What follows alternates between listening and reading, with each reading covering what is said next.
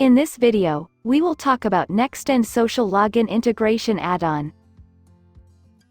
This add-on includes social login in the user meta forms. Firstly, you need Nextend Social Login plugin. Install and activate it. Then, configure the accounts that you want to log in with.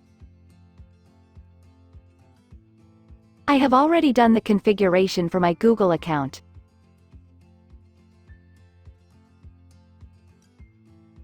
Read the instructions and follow the given steps to configure all the social accounts that you want to put into the forms.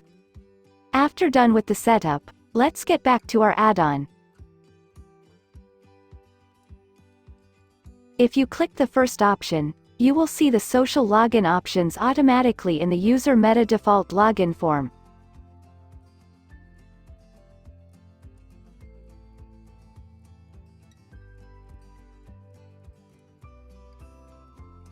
You can also select multiple forms of user meta.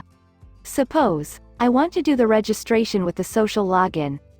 Also, log in with the account. On that cases, this option works. For more information, you can visit to their Nextend Social Login page. Thank you for watching.